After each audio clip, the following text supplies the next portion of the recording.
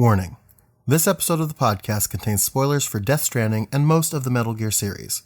These spoilers are not delineated and are scattered throughout the episode, so if you're trying to avoid spoilers, use this as an opportunity to turn away. Come back later. It'll be here. I promise. Well, anyway, you've been warned. Bye.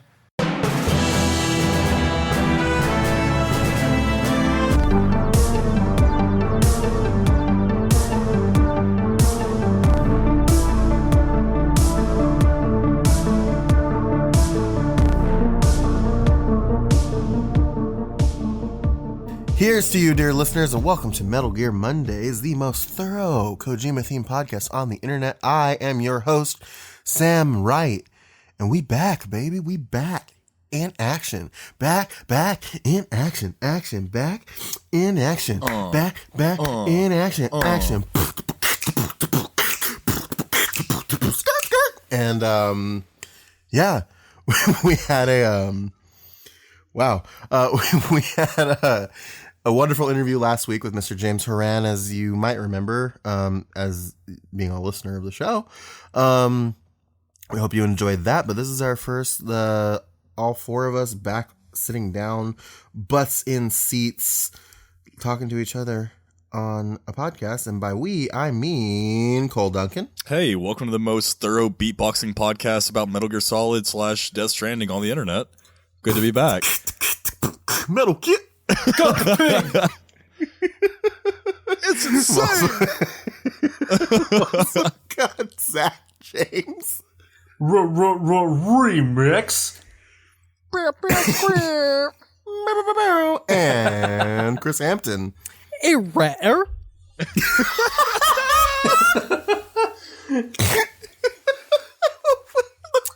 Know what I'm saying? I just need like at the very top of this episode, just a damn son, where'd you find this? but pitch shifted like 2 octaves up. Yeah, for So this is us. We back. We live, baby. We're back in action. Coming at you live, January 3rd, 2020. Damn son, is that a Metal Gear podcast? January 3rd. What are you talking about? Are we not recording this in advance? Oh shit, are we live right now? Yeah. Go to bed, Zach. Yeah. Go to bed. Go fix that wall you've been like trying to take care of. So those damn paint and caulk fumes are getting to me. You're not fooling anybody. No, not anymore. What a fucking off the rails thing that was. Wow. Hi, welcome back. Welcome back. This is the podcast now. It's devolved into chaos. You give us 3 weeks off and this is what you get. Yeah. Yep. No, we are back because, as you remember, before we took our vacation, we had our Death Stranding coverage. We played through Death Stranding, and we talked a lot about it. And we also even talked to Tommy Earl Jenkins, Mr. Die Hard Man himself, before we went on her winter break, which basically was just the month of January. Now that I'm thinking about it, gotta say, Tommy, lovely guy. I reached out to him after the episode came out. It was like, hey man, sorry I missed the episode. I had work, yada yada yada. Totally understanding. We struck up a bit of a small conversation. Just super nice dude. Yeah, absolutely. No, he really is. I did the same after Zach did, because I was like, oh wait, there's a chance I can talk to Die Hardman. I'm going to do this real quick. Yeah, no. But no, he's just a gem of a person. He's an awesome guy. And he keeps track of us. So we posted that episode. We posted that James Horan episode, and he was all up on that and whatever. Shouts out to Tommy. Shouts out to Tommy. Oh yeah, no, he's. I've looked at some of his Twitter and his not Facebook, Instagram, and he's plugged the show on there. Yeah, he's a great guy. He's a great guy. Really into the fans. Very interactive guy. So we again always thank Tommy Earl Jenkins for taking time out to be on the show. And same to James Horan. Another awesome dude. Excellent. And I also want to give another shout out to Chris Zimmerman Salter, yes, who helped us get in touch with James in the first place. She's just a darling human as well. So yeah, just nice things all around for everybody. But yeah, so we had our Death Stranding coverage, and we're not quite done with it yet. But we wanted to kind of get some Metal Gear back pumping through the veins, we wanted to remember where we came from, and but yeah, we're gonna talk about Metal Gear and Death Stranding this episode, so we're going to kind of compare the kind of the two different series, as it were, because they are different in a lot of ways, but in a lot of ways, being from the mind of Hideo Kojima, Death Stranding and Metal Gear share a lot of similar DNA. And so we're going to be kind of, since there's a lot of like Metal Gear compared to the distinct not a lot of Death Stranding, comparatively at least, we're going to kind of compare it like series to game, if that makes sense. So kind of like, where does it make the most sense to compare the two things together based on that? And we can kind of get opinions as we go. But yeah, we're going to kind of talk about some themes, some characters, some just all kinds of stuff. But the first thing that I want to compare, unless you guys have something you need to get off your chest before we get into this. Zach James is still in Narc. Nothing else has changed. Let's go. Okay. Zach, anything to say in your defense? Cole Duncan is still a bitch boy. And I defer the rest of my time to Chris. Rivalry's still on, baby. Yeah. Okay, well, good. Chris is yielding his time to the floor. I'm set, guys. I honestly don't know what to say at this point. Chris is still the sweetest person on this podcast. But yeah, so the first thing I want to talk about is the world of the games, right? Not the world building necessarily, but like the space within which we play, as it were. So, and we kind of talked about this a little bit in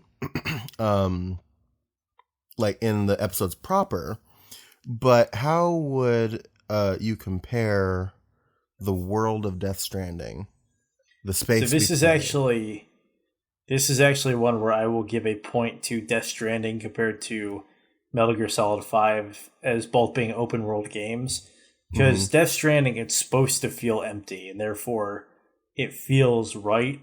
Where in Metal Gear Solid 5, if you decide you want to hoof it for 3.5 kilometers, it gets boring real quick because there's just not a whole lot going on in that game. I don't know about that.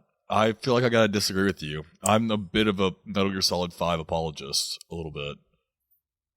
Because, like, it's, to me, with Metal Gear Solid 5, like, I could always, like, yeah, there's a lot of empty expanse, but where you might see empty expanse, I see opportunity to, like, set something up, like, maybe wait and, like lay a trap, or just, like, lie in wait to, like, gather intel on, like, transport groups. So that I can understand, but I'm saying, like, if you're moving from one objective to the next, it's just okay, it's that's so fair. much. It's that's what I mean. If it's actual mission centric, then I agree with you on that. But I'm saying if I'm just doing side ops, and side op A is in this fucking part of the map, and side op B is a ways away over here, and I want to take a vehicle or even try to run it, it's boring as shit. Even then, like, because I found myself a lot of times just dropping in Metal Gear Solid 5 to just, like, the desert, just to kind of, like, mess around. And when I was just messing around in Death Stranding, I didn't find a lot to do. Like, besides, fuck with, like, mules or, whatnot, or just trying to, like, clear BTs or, go find random stuff. I mean, talk to me about what you mean by mess around in 5. Like, so I would, like, I'd drop in with, like, D-Horse, and then Dorsey, you mean? Yeah, Dorsey. Sorry, so sorry.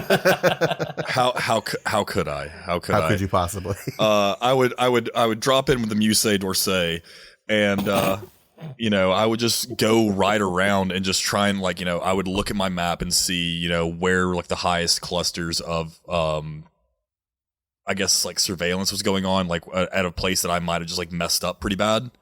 And I might have like left something in that area, or I wanted to explore that area further, so I might like divert to a different area of the map to essentially do the same thing but draw heat off of that one area.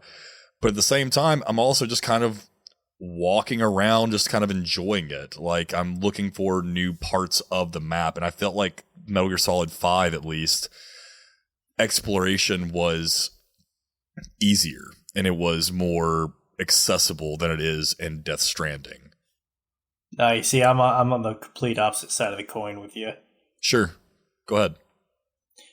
Well, no, literally, like, I just, like, take what you said and just reverse it. I feel like it was easier to do that in Death Stranding than it was in Metal Gear Solid 5. I feel like... I think that lends itself to the fact that was kind of the point of Death Stranding, and, like, yes, you're in this open world that has really nothing in it because that is the world that we are in. And, I mean, I didn't do as much as what you described of, like, just, dropping in and sort of, oh, let me take some heat off of this area and go over here and explore. Sure. Like, I was fucking trucking through it because of the show, but it was just, point A to point B. And I honestly, also, like, with Death Stranding, I love the fact that they let you sort of plot your routes and how you could tilt the map to see the topography, and that sort of became a game in itself for me. I do wish that there was something like that in Metal Gear Solid 5. Oh, absolutely. Especially because there are some points where you're like, oh, I could just go as the crow flies and there's a fucking mountain range in the way. But that almost made a game in itself for me with Death Stranding, was sort of like, it basically turned into terrain analysis, the game. Okay, I'm looking at, there's a ridge line here, and it looks like its lowest point is right here, so I go over there and then cut up this and cross that. Yeah, and I greatly enjoyed that.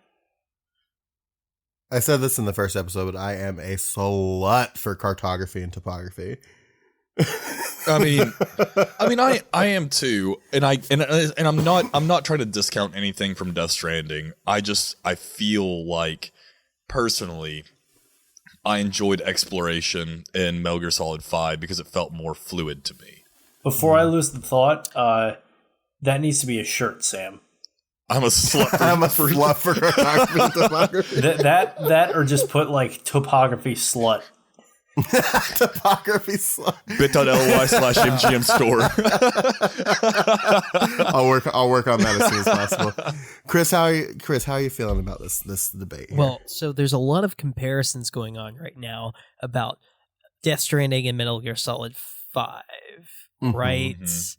And I want to make the argument that this game is more closely related to, in its design. You saying Death Stranding is? Death Stranding. He's going to say 3. Is Metal Gear Solid 2.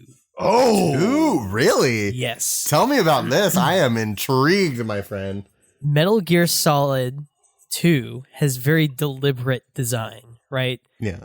It's basically hallways and rooms. It's an incredibly linear game, yeah. Yes, and so is Death Stranding. Because there are multiple ways that you can tackle a task, just like in Metal Gear. Like there's many different ways that you can get around soldiers and drones, and you can be sneaky, you can be like Rambo. There's options, but the checkpoints are the same. Like you're just going from one point to the other, and kind of how you get there is your own choice. And the other side of this is Metal Gear Solid 2 being this like deliberate, intentional structure. I think Death Stranding shares that because nothing in the world really feels kind of like, you know how open world games kind of have a blandness to them? Yeah. Mm-hmm. You think of like Fallout, like it's big, sure, but there's a lot of nothing there. Yeah. But in Death Stranding, because of like the way your character moves and how it interacts with the world, like every rock feels intentionally placed where it is, and the way like ravines are and how they can mess you up by like going through a small puddle or something like that. It all feels very deliberate and intentional, and you could tell that they spent their time with the game. And if you like really zoom out of the map, it almost looks like hallways, right? If you think about going from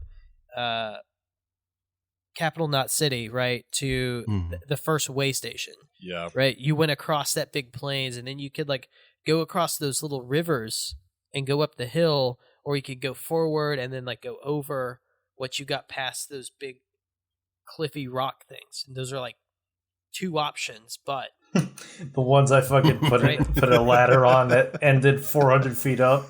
Yeah. I mean, I think point in case, like think of the first time you had to go to the wind farm, right? Mm-hmm. You could not generate a more frustrating path to a location in a video game. Unless you do what Cole did and just stick to the left. Damn right. Damn right. Glitching on the left over here. Hey, if it ain't broke, don't fix it. But yeah, so I think that what Hideo Kojima did was like add a new twist to open worlds, which is make them very deliberately designed so that it's not some like random generated experience, which has this, I think, big failure rate. Because it's not, I mean, open world games aren't really fun anymore, are they? I mean, depends on the game, yeah. But mostly. It's like the traveling two quests, right? It kind of just feels like a loading screen. I mean, you have to do. You can, I mean, like, I'm going to kind of just beat the dead horse here with the pod that me and Sam did talking about our favorite games. I mean, technically, like, Bloodborne's is like an open world game, and there are multiple ways to like get to it, and that's still fun. It depends on the thing. I like to call those less open world games more open concept games, like games like that and like Dark Souls and like the new God of War. They're open in a sense, but they're a little bit more linear. Right, but I mean, they're still technically open world, because I mean, you can make the argument that all of these games are open linear games because there are confinements to them. I think it's about how you attack it's about how, not how you attack, but it's how you approach. And I think that goes back to what Chris was saying. And I get what he's saying with Metal Gear Solid 2, because I kind of joked that he's going to say 3, but at the same time I was thinking about it, you can say the same thing about 3, because there are multiple paths in 3 that lead you to your objective. You don't have to go the path of least resistance. You can take a more stealthy approach. Or, you could take the kind of like brunt end of like your gun approach into a place, but there are multiple arching paths, much like Death Stranding. So maybe that's a thing with Kojima it's a thing with Kojima that we're just now noticing talking about this, or maybe that's just the kind of way games are made today, like you have to kind of goad the player on to a certain way, and Death Stranding just did that in a much more creative way than, say, Metal Gear Solid 5 did. Yeah. Well, I would say, like, Metal Gear Solid 2 and Metal Gear Solid 3 were this masterclass of, like, kind of this open-ish world, right? Or open concept. And then you had Metal Gear Solid 4, which was the most restrictive game as far as, like, its world, I agree with that. There was no freedom, and then once you've done something and gone somewhere, you're whisked away, and you can never go back to that place. Like, there's no sense of like roaming around in this environment. Yeah, you're on like one of those rides at Disney World where you're in the raft, and then there's like animatronic creatures on the side of you singing "It's a Small World." You're like watching. Metal Gear Solid 4 is more like, hey, we gave you a cool toy to play with in this room. Now do it until the toy becomes useless, and we're going to give you another toy to make the next room you go into that much more fun. Metal Gear Solid 4 is the best light rail shooter ever made. I love that. You guys are really making me not excited to play that game. No. Okay, so here's the thing. It is a fantastic game. Metal Gear Solid 4 is the most cinematic Metal Gear that there is. Zach, you should be very excited to play Metal Gear Solid 4. It plays wonderfully. It's an interactive movie. I mean, it's amazing. It is. But But, I mean, if I'm doing anything like I'm doing in Metal Gear Solid 3 right now, then I'm gonna have a lot of alerts on my hands. But that's fine. Oh boy, that's bumbling around Russia. You can get through Metal Gear Solid 4 quite easily doing the Rambo style. Yeah, really, you can. Yep. You'll be great. You'll be good. You're gonna be amazing, honey. You're doing amazing, sweetie. Do you mean it? Do you mean it? It's gonna be fantastic, darling. You're gonna be great, Bubby. Yep. Well, I think that kind of brings me to another question I had is like, so the systems with which both of the series rewards you with, right? Because it's good. I think Cole, you brought it up how they kind of give you a new toy to play with to go into the next room. They work kind of similarly in that respect, don't they? Because like it's always like trying to get the next like cool tool to do the next cool thing. And I think especially in Metal Gear Solid 1 and 2 as well, it was all about like, oh, you have to find the Nikita right to break the panel, and you have to find the sniper rifle to get to save Meryl. You have to find this and this and this. And Death Stranding is very similar in that way, where it's just like, okay, you have this bike, now you have this skeleton, now you have this thing. Like the delivery method, the way that it keeps you going is very similar. That is very similar, but as far as like rewarding you for play, I think that Metal Gear Solid 3 does this the best. Because Metal Gear Solid 3, like, yeah, you know, you're still getting the new toy every once in a while, but it kind of goes back to that old school concept of Metal Gear Solid like 1, where like stealth is praised higher than anything else. And I think that is the one bit of Metal Gear that kind of stands alone from Death Stranding or any of the other ones that Kojima has done. Because I think you're exactly right about that, you know, Kojima kind of has this whole like, oh, you get a new toy and you get to progress and that'll help make it easier. But I think that with like 3, for instance, yeah, you know, you get an assault rifle and that can make this easier. That can make, you know, this going through this terrain easier, you know, dealing with all these enemies. Or you could, you know, actually be kind of stealthy and get through all these guys without being seen.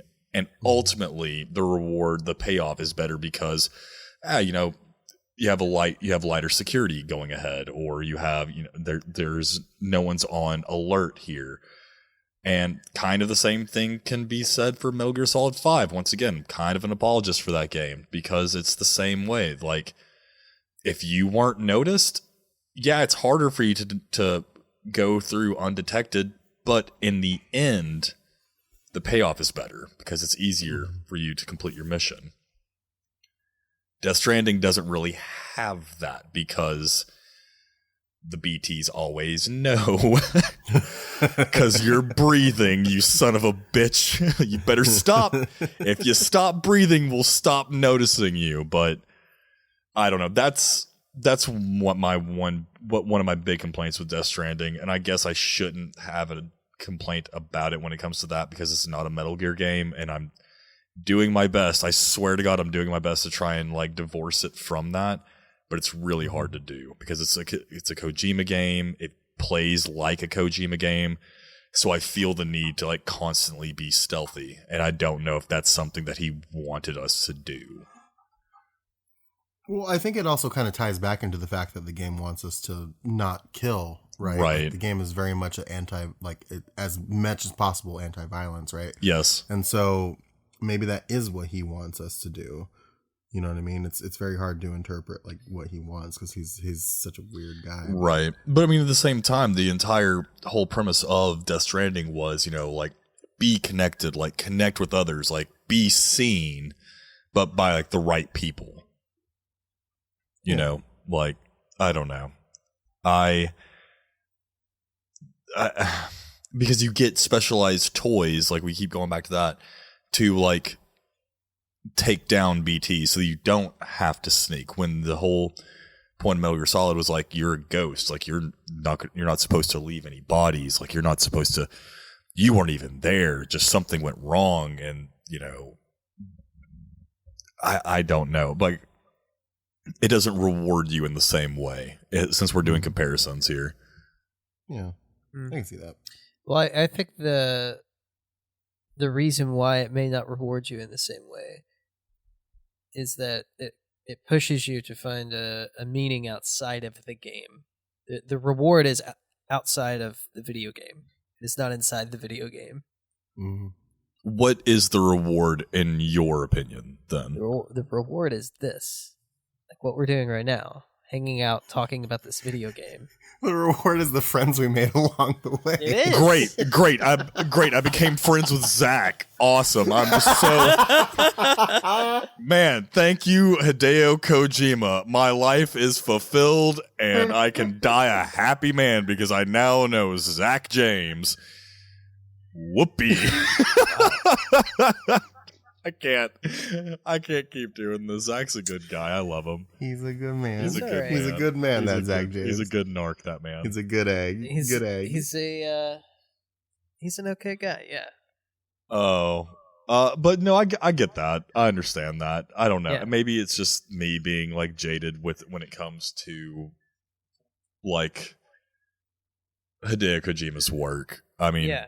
I fully realize like my own fault here, because I'm going into it thinking like, oh, this is going to be like a spiritual successor to Metal Gear, and it's not. I think I mean that's what I'm saying. It's not a spiritual successor. Yeah. Well, I think a lot of us expected it to be going into it, and I think that's setting yourself up for failure. Yes. I think a lot of us failed to account for the fact that Hideo Kojima no longer wanted to make Metal Gear games. So the thing that we have been liking for so long was something that he was no longer interested in doing. Yes.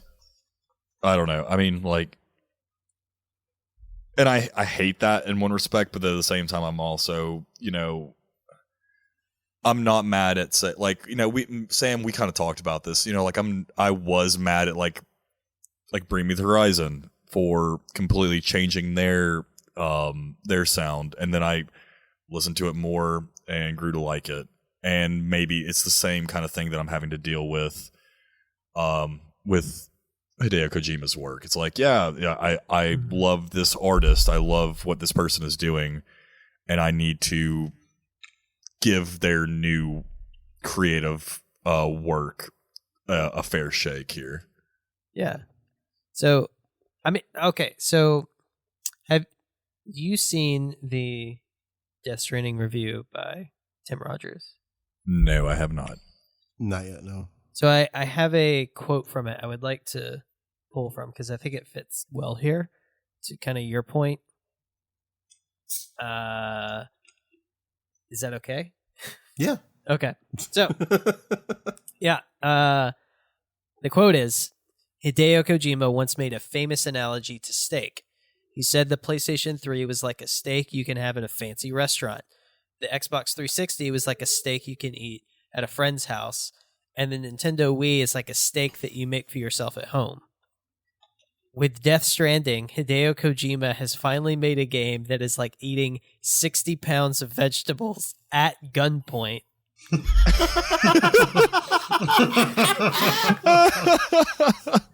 And then he goes on to say, does a silky slab of meat and triumphant pile of potatoes await afterward? I won't say. Jesus. You gotta say that's a pretty apropos comparison. I've never heard of a more tremendous analogy in my entire life. The other analogy was, let's see, there was two more. Death Stranding is the Gran Turismo of walking simulators. And Death Stranding is a hiking simulator for accountants. Yeah. Oh my God. Wow. He went in. Yeah. But then he says all these things, but then he's like, and I love this game. It is amazing. These are compliments, right? Yeah. Absolutely. That's fantastic. I love that, man. Yeah. So yeah, so we've got all these kind of like, so we've kind of talked about the world a little bit. We've kind of talked about kind of like how the game, like what the game delivers you, like as far as like rewarding you for playing, right? How do we feel about how the game shows you its world? So we talked about the world the space that you play in, but like the world, the capital W world, right? Because I think that they're very, me personally, I think they differ significantly in that Metal Gear is very mysterious, but it's a very upfront. It's very in your face about what it is. Whereas Death Stranding, you gotta kind of peel the layers back a little bit. A lot of the world is hidden behind, some other stuff. I think I actually have an explanation for this. Oh yeah? Yeah. So Hideo Kojima is a movie buff. We all know this, right? Mm-hmm. The words of our father Hideo are to be true. Who art in Japan? His name. Yeah. Thy mother base come. Yeah. So I think that think about when he made Metal Gear, he was what, in his 20s, right? Something like that. Yeah. Think about the kinds of movies that you were learning about when you're in your 20s, like in college. Like you're seeing like Lord of the Rings, Blade Runner. Yeah. Lord of the Rings, The Twin Towers. But you've probably Lord seen of the Rings, The Return of the King.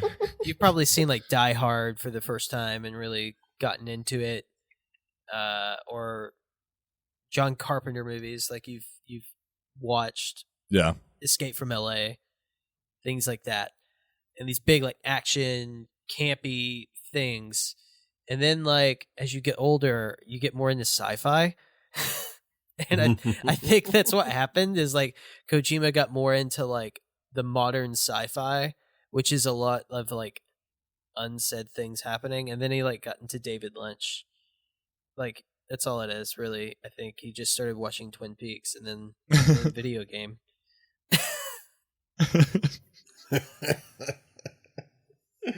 Yeah. Are we about to go on a Twin Peaks like rant right now? Like, cause I'm here for it. I'm here for it. Sometimes I don't know if I can control you guys sometimes when it comes to Twin Peaks. So whatever's going to happen is going to happen. I mean, he's right. He's right though, in a couple of respects there. Because I mean, like with Lynch kind of has this kind of unspoken uneasiness that kind of permeates through his work, and that also definitely it's the same effect that happens in Death Stranding. This kind of just what is going on, and I don't fully understand everything, and I'm never going to, and that's the whole point. Yeah.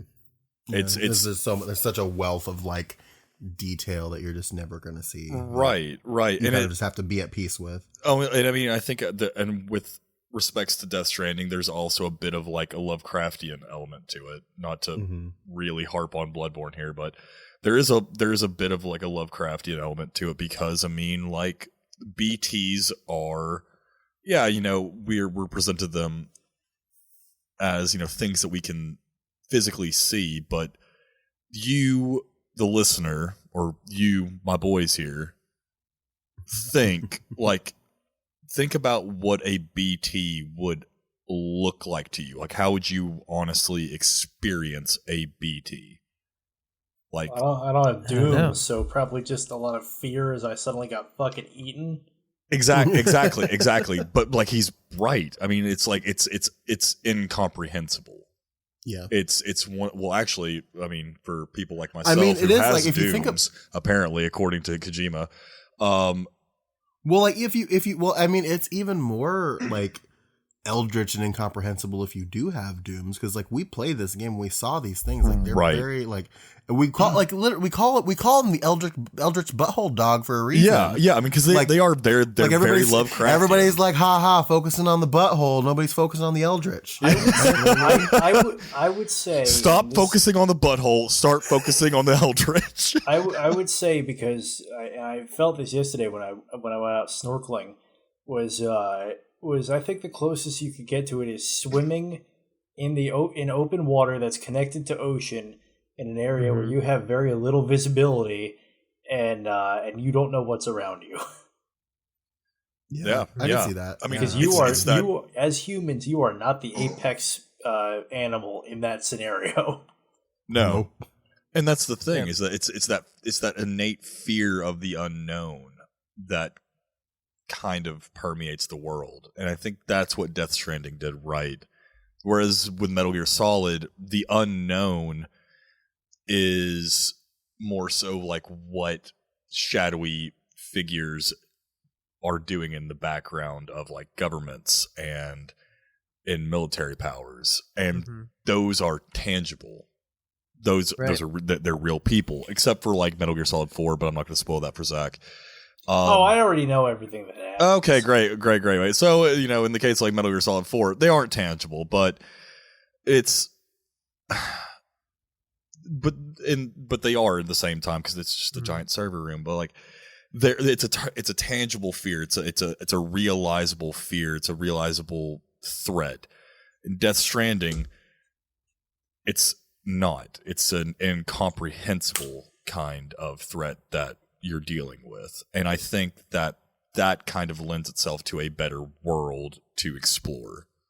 The Patriots need more dedicated Wham. Go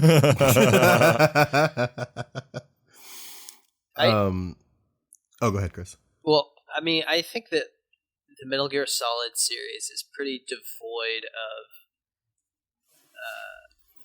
elements of fear. Like there are a few beats across the whole series. If I had to pick one game out of the whole series that has the most horror-like elements to it, I would probably pick the first Metal Gear Solid. You ain't gonna pick the hallway scene from 2? Really?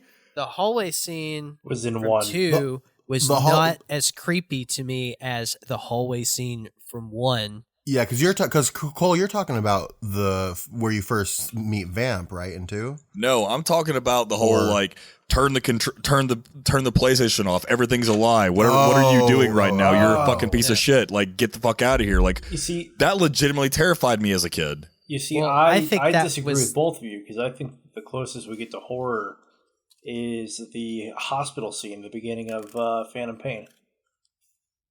That one's pretty terrifying too. Across the whole series?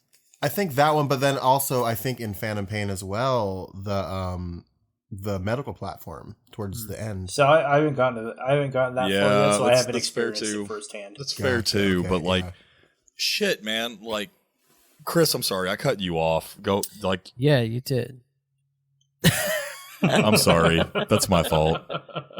Wow. Friendship over. Friendship initiated with Zach. Stay tuned for the Patriot Club, because we have a lot to talk about on that one. We got lots of endings, friendships, and beginning friendships, and burgeoning friendships. Installing friendship matrix, restarting. Chris, what were you talking about with like the hallway scene in 1? Yeah, like the hallway. It's terrifying. The hallway scene, the stuff with having just replayed it. Yes, there's. I don't know if I'd say horrifying, but it's definitely unsettling. There are horror elements in the game. Oh, 100%. Getting like the same stuff that you would see used in a horror movie is used in Metal Gear Solid to make you feel afraid. I agree with, and I gotta say, oh, go ahead, Cole. Sorry. I agree that it is terrifying. It is scary. Mm-hmm. But I don't know. It's just that kind of like existential kind of crisis that I felt with 2 that was more unsettling to me than. I mean, I don't know. It's just. Well, I'm not saying that it was more scary. What I'm saying is that Hideo Kojima used more like horror elements, things that you would find in horror movies. I still think that if we're looking at it from that aspect, then the hospital scene from Metal Gear Solid 5's opening. Sure. Well, I like individual elements, sure, but I can see what Chris is saying. Whereas, like, if you take it as like a whole piece, I wouldn't put any like of the individual Metal Gears above Death Stranding as far as that vibe goes. I can agree with that.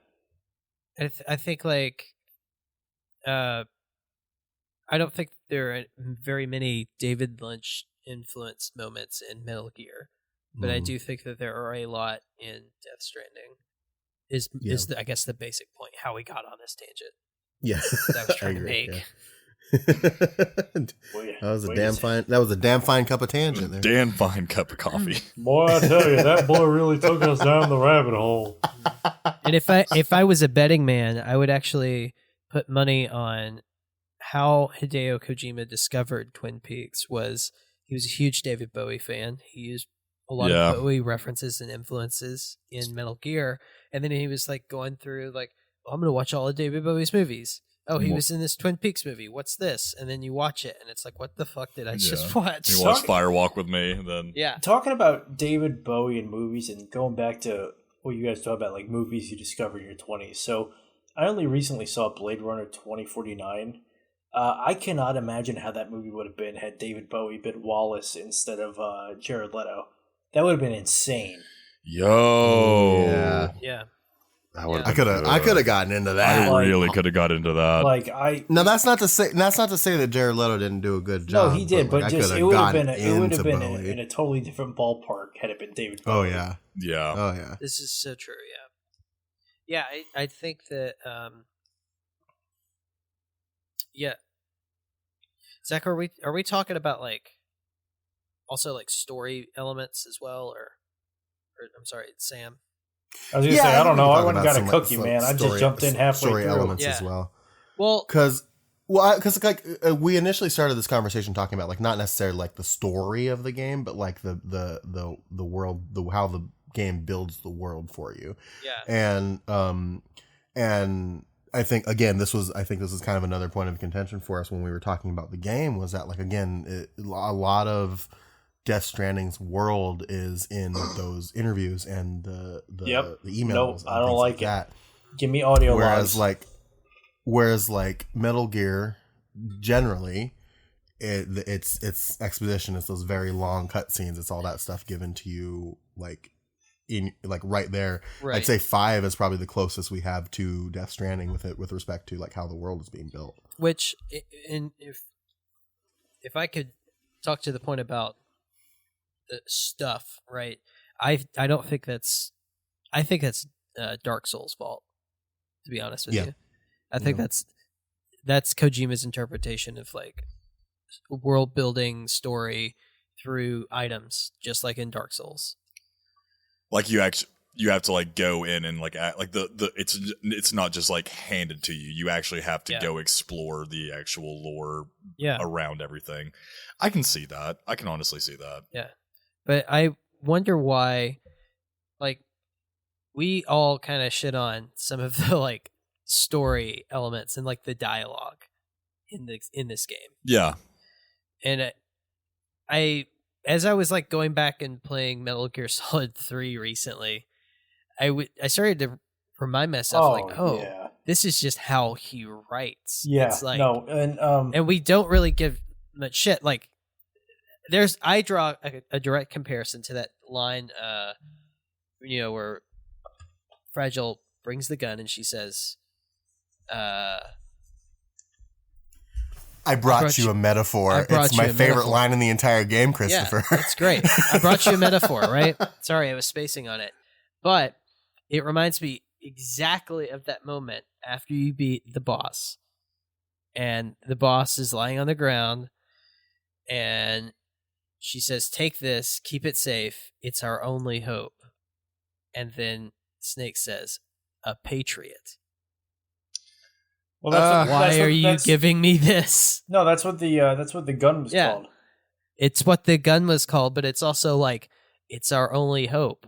Patriots are our only hope. Oh, you see, I haven't played the game. But at least I only just got past the fucking mangrove swamp in my playthrough, so. Oh, you'll get out of that swamp and you'll experience the greatest boss battle of all time. Ocelot? I'm sorry? Ocelot? How dare you? Oh my god. At least you have besmirched the name of this podcast, and I banish you. At least that moment wasn't just so on the nose. I mean, yeah, no, it was on the nose. Though he said, "No, that's what I'm saying. That's what I'm saying is that it wasn't so on the nose. It was on the nose, but I brought you a metaphor. Is the quintessential like on the nose like line from Hideo Kojima? Like I brought you a metaphor, and it's a gun. I thought it was like, Mario and Princess Peach. If we're gonna, if we are going to say. That moment. Death Stranding's the greatest game of all time. I don't give a fuck. If we're going to say Mario and Princess Peach is where Hideo Kojima jumped the shark, are we going to forget the time he put himself in his own video game and said the line, "Kept you waiting, huh?" Not once, not twice, but thrice. Because he did it in Peace Walker, he did it in Ground Zeroes, and he did it in Phantom Pain. With his shitty, broken English. Which is worse? That line, which is the worst line, right? Couldn't research 4 words, could you, Kojima? We're never getting this interview ever. We're never gonna get this interview. This is a good thing. Like if he, I don't care if we become like a really like syndicated like. Video game like journalistic like podcast. We're never getting this interview because of that right there. Well, I just won't be on the episode if that happens. Yeah, well. What's the jump the shark moment for you? Is that it? No, I think it happened pretty early on with Fragile just as a character, and then just like throughout chapters 2 and 3, basically before the Mama chapter, fucking anytime any character would speak to you, and just expositional dump all over Sam's chest, that was like God, that's an image. Oh, really? Or just like looping back to what we were talking about before, getting new equipment in a cutscene. Hey, we're gonna give you this thing. It works like this. Then as soon as you get out. Hey, make sure you build this thing because it lets you do this. Then you build it and you get a fucking codec call. Hey, now that you've built that, here's a third fucking time on how to use the item.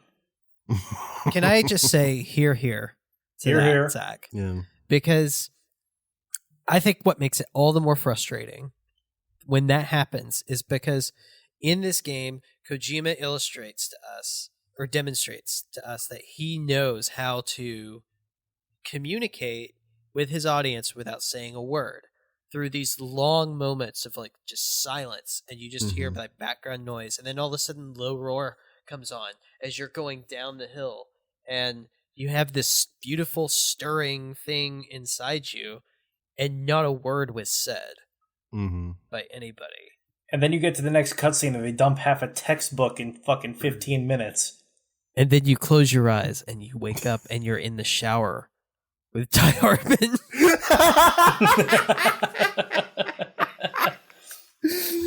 And he just keeps getting closer and closer. I fucking Death Stranding was such a weird game for me in that, like, Chris, you're right. It did have those like really like incredible like moments where there was no words needed. Like one of the most memorable moments that Chris just described for that was basically the first one when Don't Be So Serious started playing, when like the game first started was excellent. But the other one was when you get to, I think it was Lake Knot City, which is like the first big one where you look and it's down the cliff and you get that sweeping wide angle of it as it starts playing. Like, yes, those moments were great. It's just the rest of it was awful. I felt things by playing a video game. I felt emotions from a video game. Well, I talked about this too. Is like, I remember when you're in the end of episode 8, where you're going to that relay station, you're going down that hill. Like I had that moment, right, where like I was like, holy shit, and I got like very emotional, and it was a game that was so good for those kind of moments, but like there were also moments, like Zach said, where like a lot of it was kind of ham-fisted, you know what I mean? Like the way that they kind of like punched you in the face with it. And so it was a very weird balance of that. Whereas like Metal Gear has always been a game that like punches you in the face with that stuff. Oh yes. Just constantly. And that's you know, it's not bad per se. Like it's like obviously we have all these like wonderful memories about Metal Gear because of that way that it does it. I think thinking about Death Stranding does it like that as well. It's just jarring because it's doing it interspersed with these like very quiet contemplative moments that are really powerful. Oh, I've been saying this from the get-go. It's got really high highs and a really fucking low lows. Mm-hmm.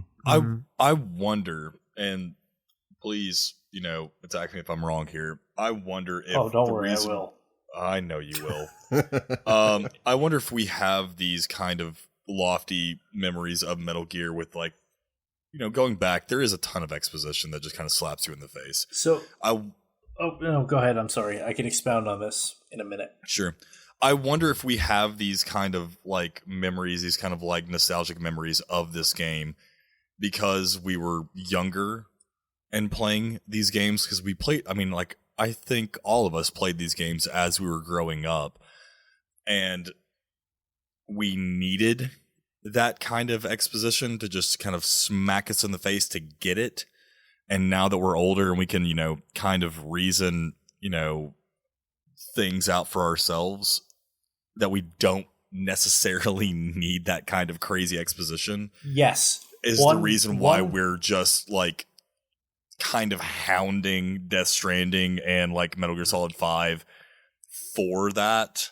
1000%, because and I can speak especially 2 and so far 3 Metal Gear Solid, because you know I'm playing through them again right now.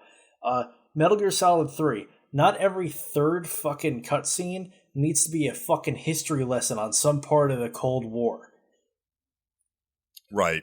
Yep. Yeah. We get it. You did your research, dude. Who the fuck cares about a fictional phone call between Khrushchev and Lyndon B. Johnson? Get to the fucking point already.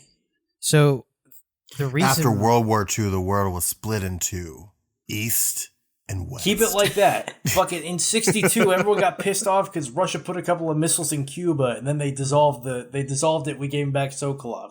That needs to be the whole thing. I don't need to sit through a goddamn 30-minute expose that should have been narrated by Charlie Sheen about the fucking Cold War. See, wow. So I think you just roasted Metal Gear Solid 3, and now we are going to get a lot of hate mail. No. Zach is going to get a lot of hate mail. No, I still love Metal Gear Solid 3. Direct all complaints to Zach James at author Zach James. On Twitter. Send it my way. And on Instagram. Send it my way. I could use the fucking traffic. Zach feeds off of hate. That's why we're friends. All press is good press. But so I think to kind of respond to Zach for a moment about Metal Gear Solid 3, Metal Gear Solid 3 very much depends on you in its story to believe that it takes place within our own timeline, right? Mm-hmm. That's what makes Metal Gear Solid cool. So I think it worked a lot better when I was a kid because I didn't know all that much. So I was sort of like, like this is fucking cool. Like you were learning things. Yeah, like it felt real to you. Yeah, where nowadays like I know a lot of that history and a lot of how it went down. So it's sort of like, let's go already. Yeah, no, it's a tool that's used to get you to buy into the story and believe in the characters more. And it's also just fan fiction about the Cold War. It's most definitely by a middle-aged Japanese man. That's actually that's a perfect descriptor of it. just like how Metal Gear Solid 4 was just Kojima's fan fiction because oh god, Blackwater mercenaries are bad. They're going to take over the world. Yeah, and I mean, basically, if that's the case, if the Metal Gear Solid 3 is fan fiction, then Death Stranding is a love letter. Go on. A love letter to his audience. Interesting. Kojima is pretty well known for communicating with his fans through his games. That's why we played as Raiden in Metal Gear Solid 2. It's kind of a fuck you, right? And then Metal Gear Solid 3. Yeah, what is it Alessio said? Alessio said Kojima was constantly hate fucking his fans yes. after Metal Gear Solid 1 came out. Yeah, he was. Tell you what, that's and what, this is like... That's what it felt like in Death Stranding a lot of the time. Well, this is like he's saying, I'm sorry. I understand why you did that now, and I hope that we can move forward together and reconnect. Also, you're an idiot, so I'm going to tell you how to use your fucking bolo gun 3 times in as many minutes. Well, we've talked about that. The reason why that is in the game is because I believe Death Stranding is meant to be played over a long period of time where you would like pick it up and then like put it down for a week or two and then come back to it. So those reminders are helpful in that context. Oh no, you're referring to, because I remember when you brought that up, you're referring to like the little like button reminders that pop up in the corner of the screen. I'm talking about like the actual like contextual like, hey, you need to build this. Oh, you've built this. That's perfect. Okay, now that you've got this, here's how you use it. Yeah. I think that's also the case for those things, because you'll want to be reminded of what things do and why you need them. But Kojima listens and he updates the game. Yeah, he finally took out the fucking slow motion. Yeah. Oh, I was gonna say we should bring that up. I'm gonna say we did that. I'm gonna say that was us. Yeah. Even though it probably wasn't. Out of all the thousands of voices crying, Zach James is bitching on Metal Gear Mondays was the loudest. A beacon of hope for those forlorn souls. Shut the fuck forever up. stuck in 3-second loops of slow motion. Do you remember that episode of Parks and Recreation where Leslie is like running for city council and there's this one guy who says that he's not going to vote for her, so she goes out of her way to learn everything she can about this man. Yep. And like play. Yeah, so that's Hideo Kojima is doing that to Zach right now. He's just trying to like make Zach happy and get Zach to like Death Stranding. he's trying his fucking best. He's like, please, Zach, like this game. I made it for you. He's sitting there. He's sitting in his studio, sweating, like just editing the code as he's listening to the episodes. It's gonna be a fucking. There's gonna be a Zach James DLC where you play as me, walking around singing BB's song in a pissed off New York accent. I love that. I would pay for that. I would pay for all of that. See the sunset. So I guess this would be a good place to kind of spin around and talk about the story then, right? So let's do that. I don't want to. I want to come up with like a tactful way to do this. I don't want to just be like, "Hey, which one's better?" But hey, which one's better? Thanks, Zach. I don't know, because they present. I think that it's different, right? Because if I'm thinking about like how Metal Gear Solid 5 presented its story versus how Death Stranding presented its story, I think Death Stranding did a better job of presenting its story. Personally. But I don't know if it does a better job of presenting its story compared to like some of the older Metal Gears. It's this is going to be entirely a taste-based discussion, I think. So just as the most direct comparison, being apples to mangoes for 5 to Death Stranding. Yeah. I think that if Death Stranding's story had been about, or if its total runtime would have been about 20 hours shorter, then it would take the cake by far. Because everything would have been a lot more condensed. Whereas, while I wasn't the biggest fan of the non-linearity in 5's story with a lot of things, I felt like there was a lot more to do, and I was a lot more engaged throughout, or at least from what I have played, because cards on the table, I haven't beaten the game yet. Fucking 5 years on, but what I have played, I played a decent amount of it. I don't like just the memories. I feel like it was a lot more engaging, and therefore I think and even getting past the non-linearity aspect, which I'm not the biggest fan of, I still stand by that. And then comparing apples to oranges, all the other Metal Gear Solid games, I think their story presentations are kind of comparable in the fact that, especially with like 2 and 3, they got really high highs and really low lows when it comes to storytelling. Whereas I think out of the whole series, probably Metal Gear Solid 1 has the best story presentation and absolutely trumps how Death Stranding did theirs.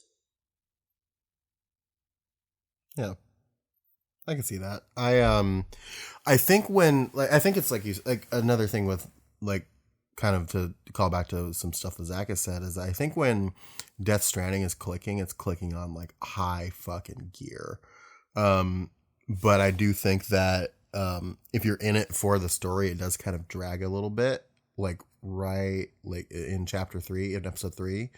And then it kind of starts to pick up a little bit more, and then it kind of pulls you down. And then like I think from like 9 forward a little bit, it picks up really fast. Well, until you hit fucking, it pulls you back down a little until bit. You hit fucking 10, 12, and 13, where you just smash into a brick wall at 65 miles an hour. Yeah, it's very tumultuous in its presentation of its story, and it's I don't know. It feels deliberate and not deliberate at the same time, if that makes sense. Does that make any sense? Mm-hmm. Yeah. Like, I know he did it on purpose the way he did it, but like it doesn't feel like he did. Like it feels so like it varies so wildly from like chapter to chapter. It feels strange to me. Like he stumbled into it. Yeah, exactly. I don't know.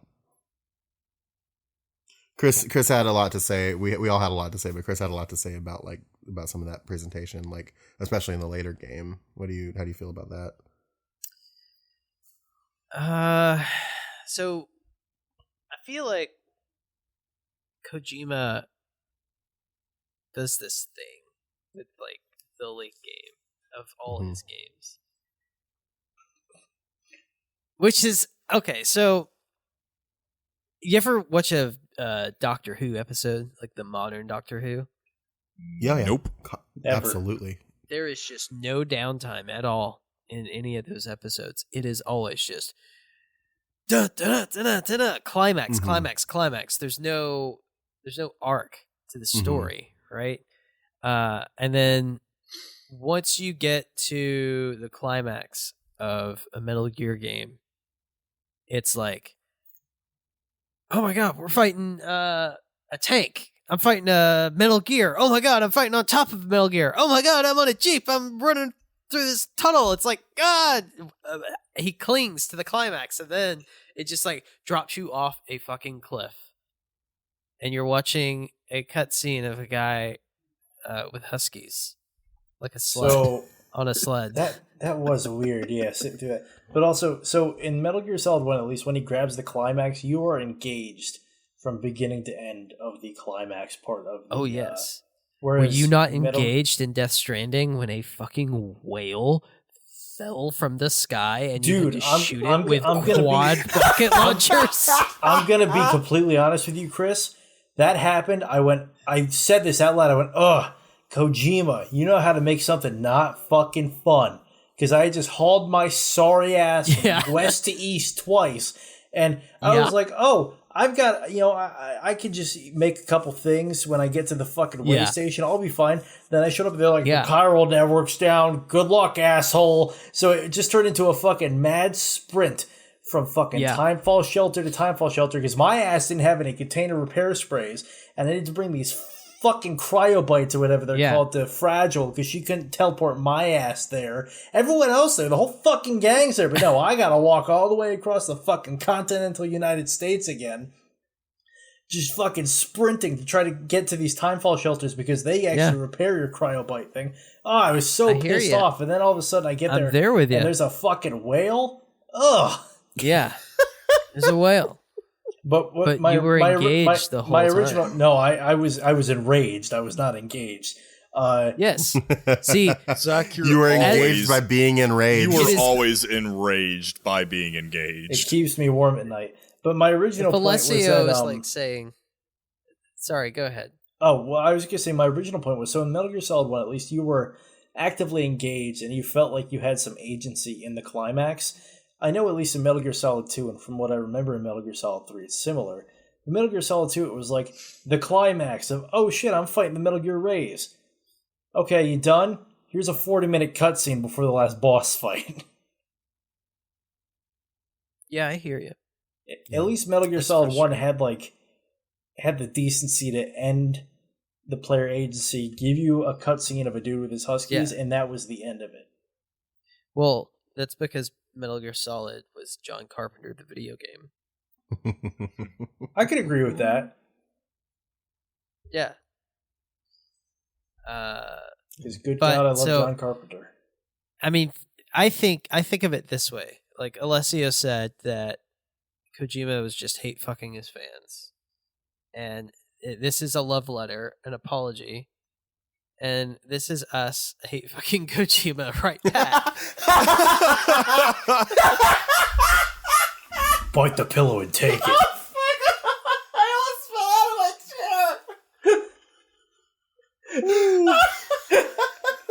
chair. Yo, if we were ever going to get that interview, now is not the time. Oh. But no, first question, Kojima is saying, how do you feel about getting hate fucked by us? Like, yeah. But Kojima is like, no, it's okay. Go ahead. I get it. I just got the mental image of like Chris Hampton and Kojima. You like that? Well, no, I got the mental image of us being in like a boardroom in like Tokyo going to meet with Kojima. He's going down the line and be like, "Oh, it's so nice to meet you," and he gets to me and he's sort of like, "Yeah, nice to meet you." And then I'm like, "Let me out!" And calling Chris like, "Oh my God, I'll kill you, motherfucker!" Like fucking Jack Nicholson at the end of A Few Good Men. Zach, calm down. I'm good.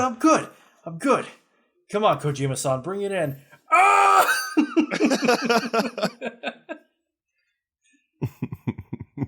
Jesus Christ. Well, I guess then my last comparison I'd like to discuss is the characters. A little bit, because I want to talk about I want to talk about like the supporting cast of the series, and then I want to talk about our main characters, obviously our Snake and our Sam Porter Bridges. I'm gonna put this out there first. First things first, out of anything, I think that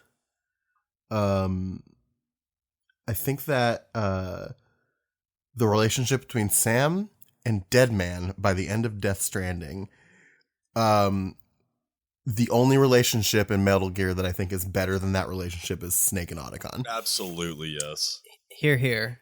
Snake and Otacon is a very hard relationship to beat, because it's such a strong like relationship. We've had it for so long, but I think that the way that they built the character of Deadman and his relationship to Sam throughout the course of Death Stranding and the way that they ended it was perfect. Yeah, I mean, it's a like world-hardened nihilist being best friends with this kind of nerd, for lack of a better. Yeah, exactly. I mean, who just has a bit of a tragic backstory, and I mean it's perfect. I mean that's the best like comparison that there is. Well, Snake and Otacon are opposites with similar goals and similar codes, and so are Sam and Deadman. Like they have similar goals and they share the same values, but they're very much opposites in who they are as people. Yeah. Yeah. I mean, Deadman is literally Frankenstein. So I will say that in terms of supporting cast, I think that Death Stranding, I won't say outshines, but it definitely there didn't feel like any wasted characters in the main supporting cast. And even with the whole like, okay, Mama's dead, but now she's part of Lochna and they're one and the same, like that didn't feel like a throwaway thing. Yeah.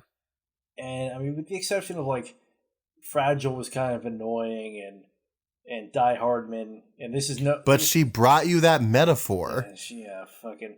Like, I think the most throwaway character, honestly, would have been Bridget Strand, but even she had, like, a lot of significance behind her.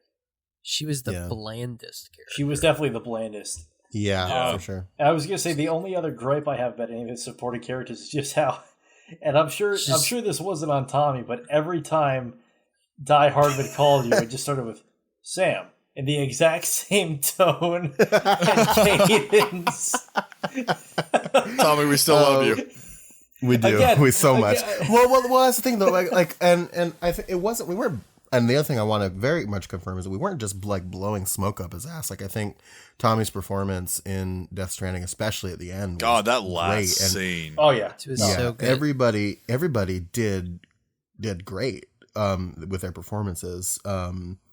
I think it's really just a matter of like reconciling how we feel about the performances with how we feel about the story, and I think it's very important that we don't conflate those two things, because you can turn in an incredible performance even if you have like a dog shit story. Not that I'm saying that.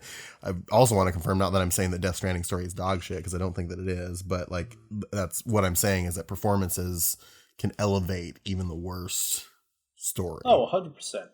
Yes, but I think go ahead, Death Chris. Stranding story. Well, I think the Death Stranding story is sparse, but it is not poor. Right. And that there's a key difference where like Metal Gear suffered so much from over exposition. Mm-hmm. And I think the characters in Death Stranding made the world feel more full, where in Metal Gear it made the world feel very small because it was the same characters. It almost had like it almost had like this, what's it, like everybody knows Skywalker trope or something like that. Yeah, it's very similar. Yeah. Yes. Whereas Skywalker. So Chris brought up an interesting point that I want to sort of put my own spin on. He said that that the characters in Death Stranding made the world feel more full, while simultaneously they also made it feel more empty. In the fact that you could sort of tell, like, there ain't a whole lot going on outside of this little main cast. And then, there aren't that many people left alive in the world too. Well, and that's where I was going to go with it, is if you expand the supporting cast to include all of the fucking, what are they called, the preppers and all that, and even the random porters that almost got because they're just mules that are pallet swapped. It made it feel like, yes, this world is real and these people have agency in it, but at the same time, this is really it. But every single one of those characters was unique. Yes, like they're all celebrities, and like so every character had this big weight in the world that they were in. Like it was like, oh God, I'm finally the person here that I'm. Take your fucking shitty. I never acid elements or whatever. I never felt like I was dealing with copy pasta men. Yeah. Yeah. It is that whole Skywalker syndrome thing is very interesting, because like it's very much in the same vein, like the nerdy scientist guy that is helping you just so happens to be the father of the other nerdy scientist guy that you knew, and all these characters are like in love with each other, and all these people knew each other, and like this soldier guy is this girl's parent, like son, in this ghost's son. So, like, I will say that is probably the only example of the Skywalker trope in the game, but it's done so well that it didn't feel ham-fisted. And of Cliff having been Die Hardiman's squad leader and also Sam's father, but it felt like a natural extension of the story. It didn't. Well, I wasn't. Well, that's the thing, was I wasn't talking about like about Death Stranding. I was talking about specifically Metal Gear. Yeah, no, but I think Death Stranding has the benefit, I think, with this discussion of being one game, whereas we've had 5 mainline plus like all of these other like I mean, I guess all of them are mainline, but all these other like smaller games in between. Yeah, well, and also Metal Gear through like in fucking Portable Ops, you had fucking Gene, who's like, I was the boss's other protege, but you never knew of me, and shit like that. Yeah. Which it would be sort of like, how would you not know? Because that means you would have been, if the timeline lines up correctly, we would have been training at the same time. So when you do shit like that, it opens it up to more plot holes than anything. Yeah. Well, I think it would be a different story if like we have Death Stranding 3 and that's when they reveal that Cliff is Sam's dad. You know what I mean? Like it's different because like this was a deliberate choice that they were making. We were always going towards this reveal in this one game, and it's not something that like, oh, maybe I should shoehorn this in later. I think that's what the benefit of it.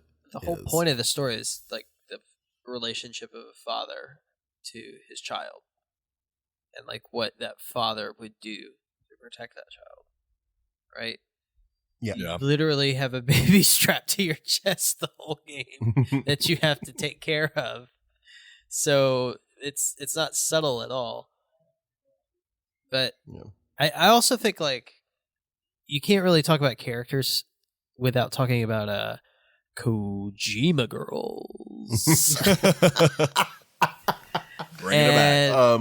I want to say that I think this is the first Kojima game where he hasn't like overly sexualized the entire female cast. Yeah, very much so.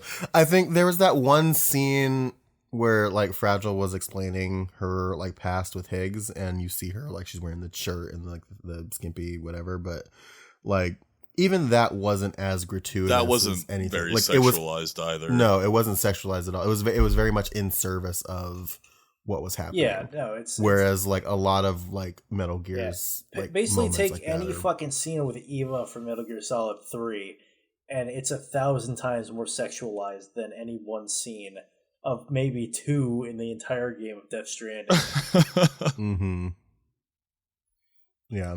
Very much so. I think Kojima, I think for good reason, because Death Stranding, Metal Gear was always like it was just like this very serious like espionage like spy thing, but it was always like in the vein of like a James Bond, clearly, because it's one of his like big inspirations for us. Yeah. It's very much in the vein of James Bond, and James Bond is like it's also this very serious like spy blah blah blah, but it's goofy too. It has its moments of goofiness. Yeah. And I think Metal Gear lends itself very much to that.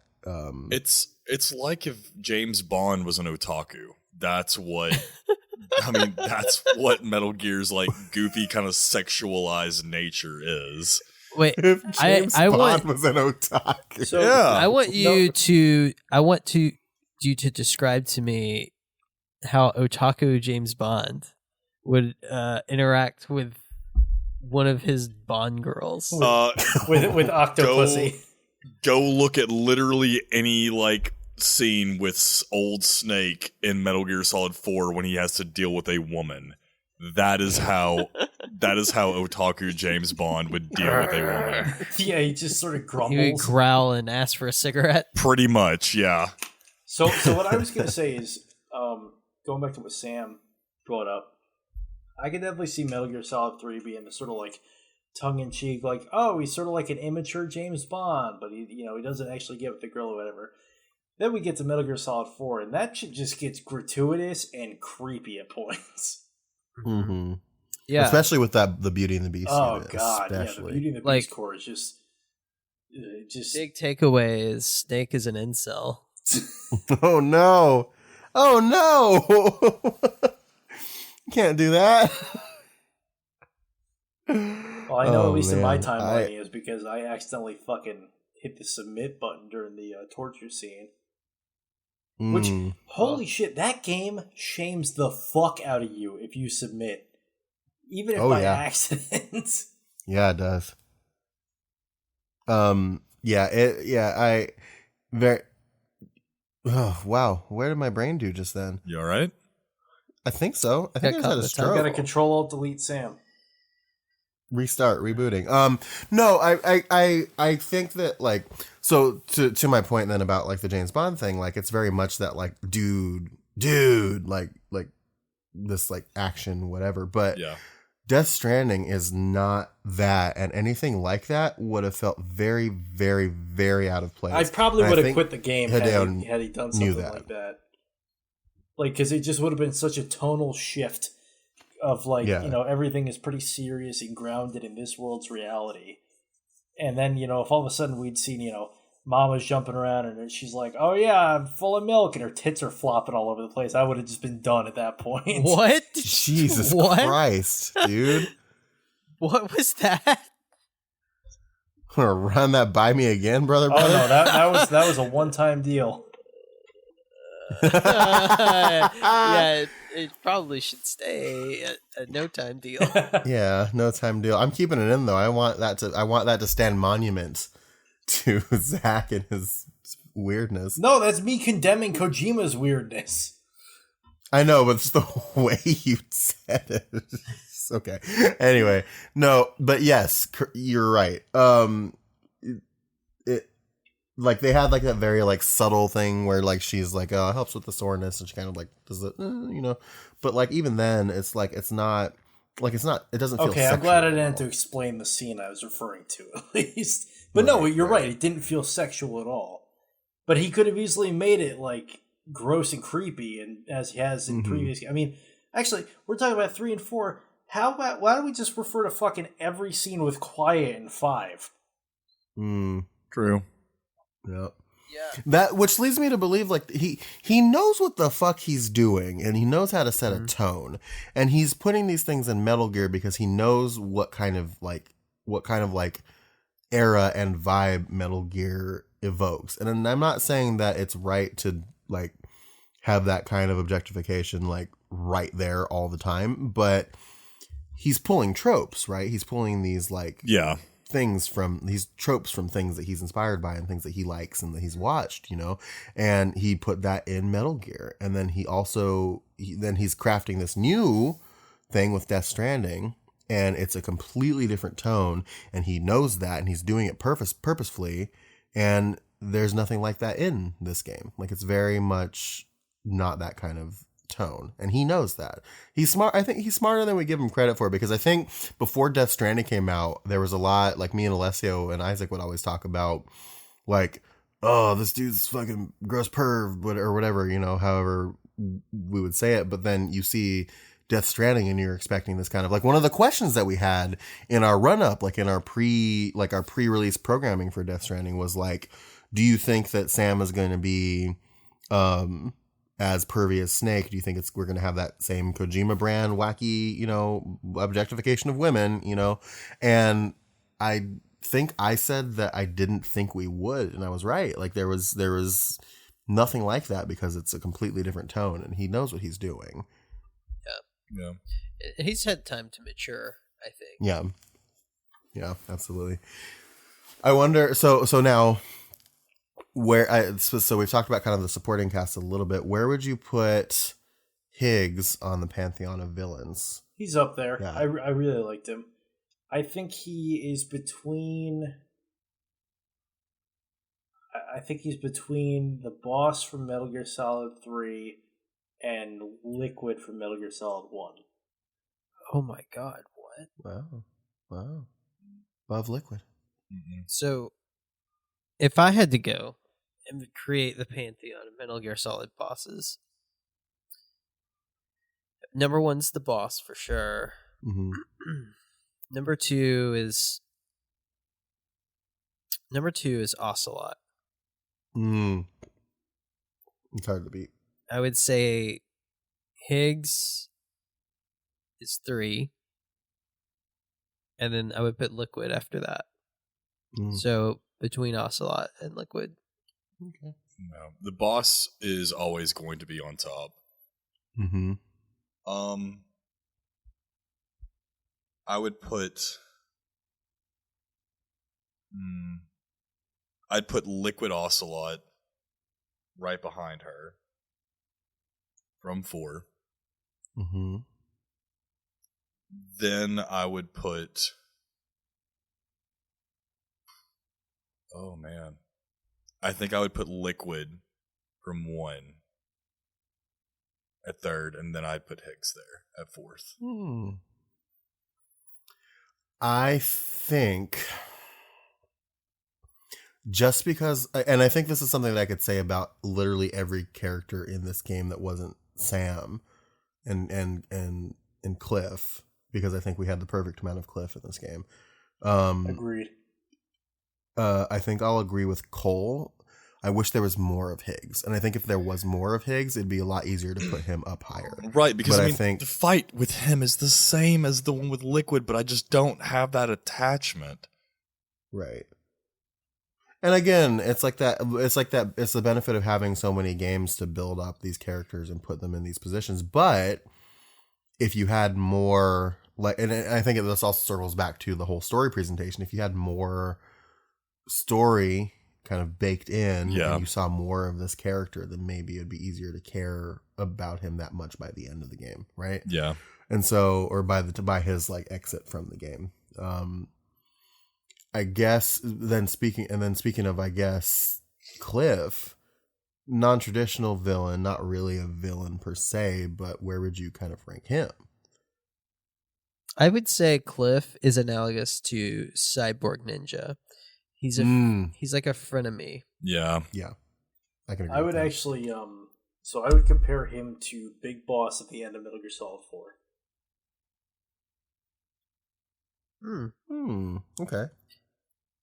You know, I kind of feel like the boss was the Cyborg Ninja of Metal Gear Solid 3. The frenemy. Right? Yeah, she wasn't really. Every Kojima game has a frenemy. Yeah, I can agree with that. I'm gonna say something controversial, probably. Lay it on me, Cole Duncan. Hey, a Cliff to me is most akin to Ocelot from Metal Gear Solid 3. You know him as an enemy for the entire game. You fight multiple boss battles against him, only in the end to realize, hey, not that bad. So I'm going to take Cole's thing. I'm going to build on top of it a little bit, and I would say that it would almost be more apropos to take Cliff and compare him to a roll up of Ocelot from 3 and 5. Yeah, that's fair. Okay. I mean, he's working in the same capacity. I honestly like. I want to go back to the first one. I think he's like a cyborg ninja. I really do. Like, you get this, like, you think of him as an enemy and you're not sure who he is, and there's all these like hints and clues as to who he is, and then by the end you're like, oh, he's this person that I'm supposed to care about, that is important to me in my life, you know? But could you not say the same thing for 3? I mean, you were supposed to meet Adam, and he is Adam. Dumpska. Yeah, but I think if I'm thinking about like the relationship, you know what I mean? I mean, that's our first, you're pretty good. I guess, I don't know. I think it's more, I don't know. I would call it more akin to Cyborg Ninja than I would Ocelot. But I'm not saying that it's dissimilar from Ocelot, but I think I'd lean more towards the Cyborg Ninja side of it than anything. Sure. That's fair. Also, ever since they made it available to where you can change your character, I have since changed my Ghost Recon Breakpoint character to look like Cliff. That's awesome. I put him in the desert camis with a green vest, and I made him blonde. I like it. Daddy Mads comes to life in Ghost Recon Breakpoint. Oh, that game was such a disappointment. I think what I've also learned playing Death Stranding through experiencing the game and the characters and the story and all that is like we look to these certain game developers, right, who are legends in their own right, like Miyamoto and Kojima, all these people who've made like legendary games, and they're all coming back. Like Kojima came back with Death Stranding. Iga came back with Bloodstains, right? And they're kind of variations on the tricks that you know them for already. And it's like there's a glass ceiling in a way of like their logic, how the logic of how to make a video game from these developers. You hit this glass ceiling of an uncanny valley. Like you're almost to something that's a little more transcendent, like a Witcher 3 experience or something like that. Mm-hmm. But you never quite get there. It doesn't transcend you out of believing that this is not a video game. Yeah. I feel that. I feel that in my heart and my soul. Sorry. Well, I guess we've got one last little comparison to make, and that's let's talk about our pro tags. We've got on one side we've got Sam Porter Bridges, and on the other side we've got Solid / Big Boss / Naked / Venom Snake, who I guess we can lump them as like all one character, except for maybe Venom. If we're talking about as we play them, then yes, we can. No, I don't think we can. Yes. Yeah, we can. We as we play them, sure, but like I think that now, but I'm not talking about like Big Boss as he evolves I'm talking about as we play them because we're playing as Sam Porter Bridges. Just hear me out. Okay, hear me out. Sam is most like Solid. Okay, because he is he doesn't want to go do what he's doing. I mean, Solid was already retired at the time of Metal Gear Solid 1. Sam was perfectly fine just being a porter, doing what he was normally doing, and then was thrust into this position just like Solid Snake was. He's not, I mean, Big Boss was a Green Beret. He was signed up for this. He was ready to go. Sure. I think if we're talking about like character threads though and character beats though, like if we're specifically like that, yeah, I get that. But like if we're talking about like specifically how the character behaves and who the character is, Solid Snake and Naked Snake, Big Boss are incredibly similar people. Incredibly similar, I think, as far as that goes. I don't know. I do though, because they are. And that was the point, I think, is that they have I think as the character evolves, I think Big Boss does kind of divert a little bit. And then I think like probably Peace Walker is where he diverts like crazy. Well, and that makes sense. I mean, because that's where Solid Snake never was trying to envision a world where the boss's like dream came true. That was all Big Boss. But like his personality. Yeah, I mean, his personality can be similar, but I mean, if we're talking about like their actual character development, they're very different people. I'm not talking. I said from the beginning, not their character development. I talked about like just like the character, like as we play them. So you know what I mean? Answer the question, I got to go with the Snakes on this one. Like as far as like the better character, or Solid Snake, they are. Big Boss. I honestly could not have cared less about Sam Porter Bridges as a character. He came across like near the end, he sort of redeemed himself, but for 90% of the game, he kind of just came across as sort of like, we get it. He's fucking edgy and nihilistic, and yeah, he doesn't want to do it. He doesn't want to do it, but he's going to do it anyway. And fucking here we go again. Oh, he doesn't like people touching him. Great, so he's gonna anytime anyone tries to touch him, he's gonna flinch away. it got tiresome after a while, and I like I said, he redeemed it near the end with the character of Sam himself, whereas with Solid Snake, Big Boss, all them, I found them infinitely more interesting from the get-go and only got more interesting as the game went on. 100% agree. And I also, like, it goes back to what Sam was saying about, like, Higgs. Is, yeah, we play as Sam the entire time. I maybe heard Sam speak or, like, really understood his, like, what he was wanting to do maybe 20 times the entire game. And this game took me 48 hours to complete. And for each one of those 20 times, you had 200 of him going, I'm not doing it for you, I'm doing it for me. I don't give a shit about America. Mm-hmm. It's not worth it. We should just let it go. Like that. Like, okay, I get it. You're angsty, you're nihilistic. Like, all of us are. It's okay. But, like, just... I don't care. At least Solid Snake and Big Boss had some kind. They had personality. I was gonna say they've got some kind of personality because for that first 90% up until basically the last confrontation with Cliff, Sam Porter Bridges is a one-trick pony. Yeah. I guess it's kind of like incomparable then, I would suppose, because like I'll circle back. I could agree that if we're talking like character development, that he is closest to Solid. Actually, 100%. Going off of that and sort of like what Cole talked about, how you only really figure out what he wants a handful of times. I would say, like personality wise and all that, he's most comparable to Venom Snake. In the fact that they're both both very quiet, they're both very soft spoken.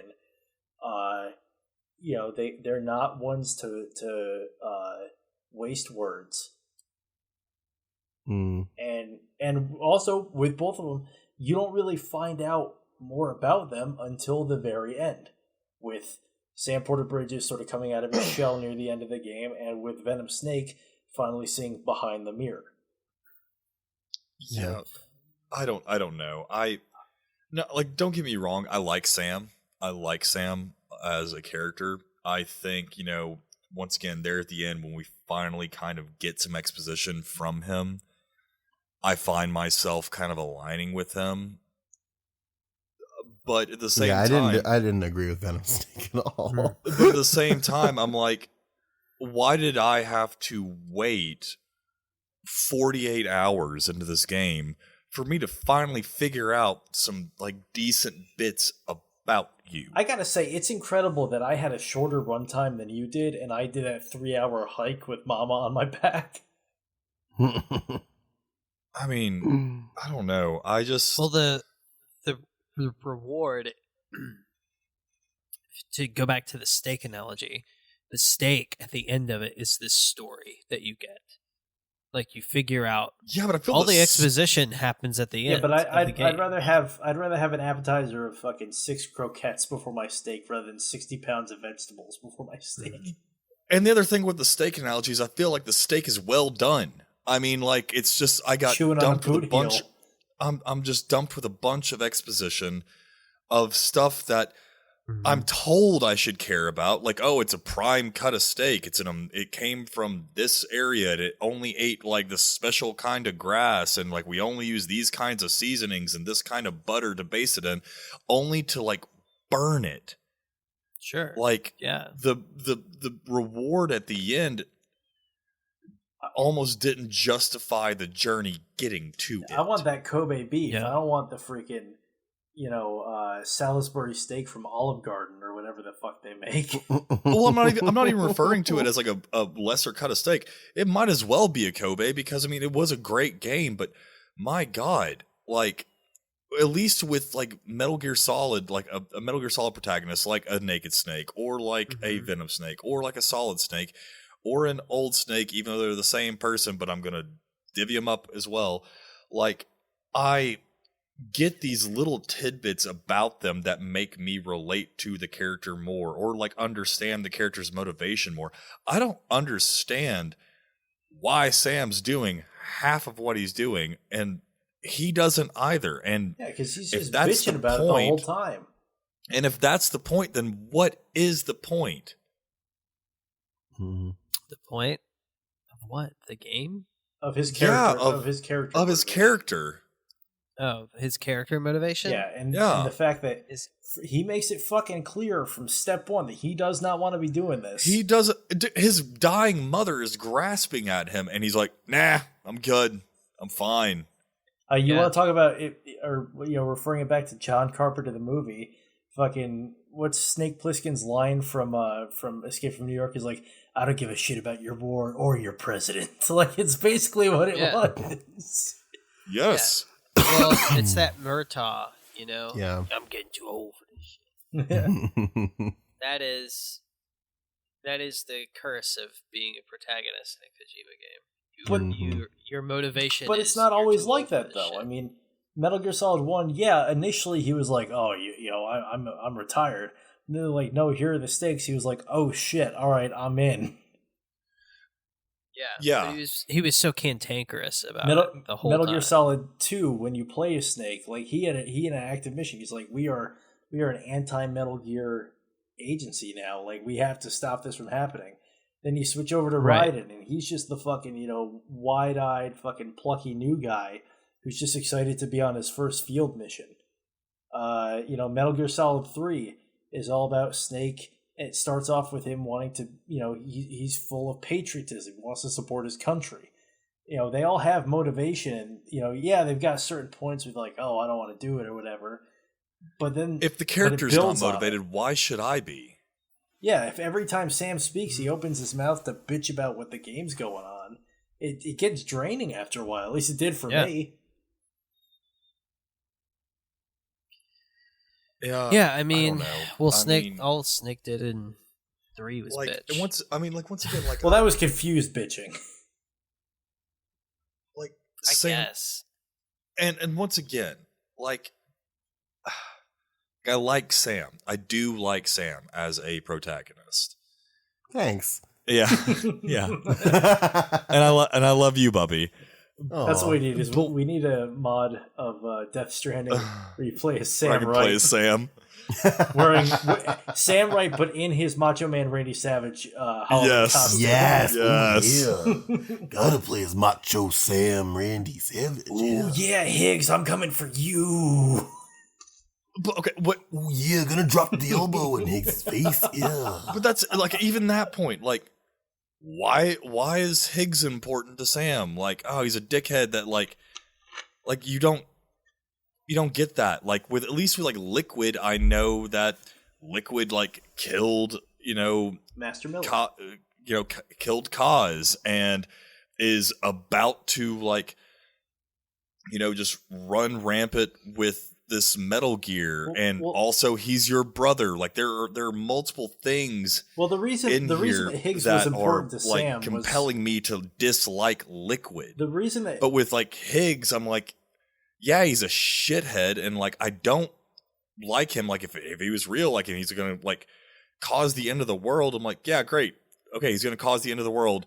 That's standard supervillain trope number 1. But then the story. And I hate kind of drawing it back to that because we're talking about characters, but the story kind of lumps it all in like, hey, you're denying the inevitable. This shit's going to happen one way or another. So I think the reason that Higgs was important to Sam was because he sort of took it upon himself to become almost like Sam's personal Loki, where every step of the way he was kind of fucking with him. And he had more personality than Sam. Like I have more about Higgs than I do about Sam, I feel. Oh, I agree with you 100% on that. Well, I think it was designed intentionally to be that way, But so I get it that the reason Kojima did Sam the way he did was probably to be as close to a blank slate as possible. Yes. While still giving him some personality. Honestly, I would have rather you just gave us some fucking, input your name, fucking, okay, your porter was a mask.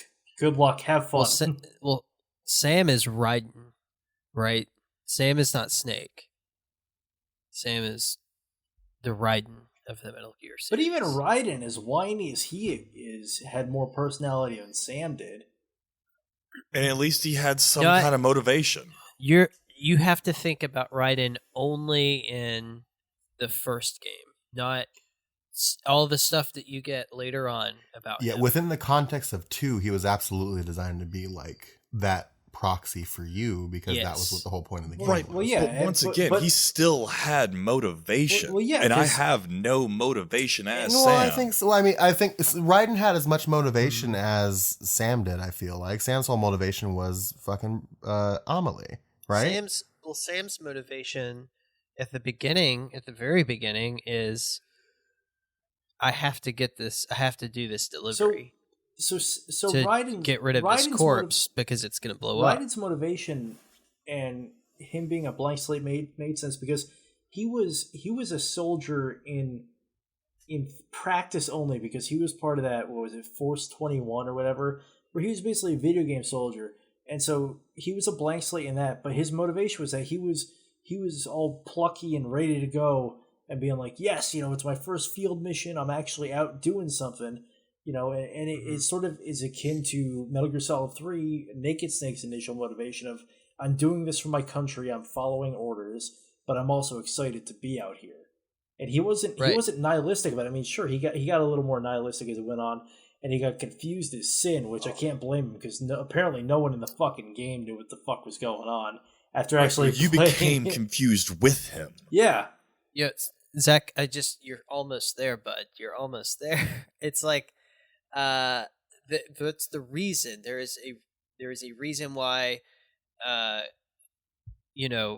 Raiden has this plucky, like, I'm the new guy, I'm ready to get out there and go, because that's how Kojima viewed the audience. Like, we were all just like, Metal Gear Solid 2, yes, I am ready to go out there and be Snake again, but we're not Snake. No, I'm getting that, but I'm talking again from the character motivation point of view, and I'm looking at it now a little more critically than I would have in years past, because I actively work to create my own characters and give them motivation. I'm working on a project right now where this dude, he's gotten dealt just a shit hand. His career got tanked, his wife died. He's just pissed off all the time. But I don't just play off of him being pissed off all the time as his one-trick pony, because I would get bored after a while. So his motivation of, oh shit, there's this greater overarching thing, and this loops back to Snake and Metal Gear Solid 1. There's this greater overarching thing where he's able to put his own personal feelings aside to work toward a greater goal. And if they had done that with Sam, where he's like, okay, I don't want to do this, but I understand that humanity is going to end if I don't, and he actually acknowledged that, it would have made it 1,000 times better. But he never did. Yeah, just constantly I don't care. I don't give a shit about America. America can fall apart for all I care. It's just but yet he keeps trucking on, and it's the motivation isn't there for the actions that he continues doing regardless. And I think that's what takes away from it.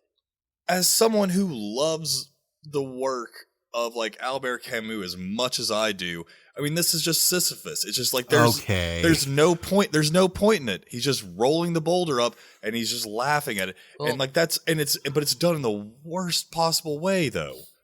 Of course, Cole Duncan pulls out Albert Camus. Well, I mean, it was meant for Chris because I knew he'd pick up on it. Right, I picked up on it, but this is the whole thing. Is like these characters, right?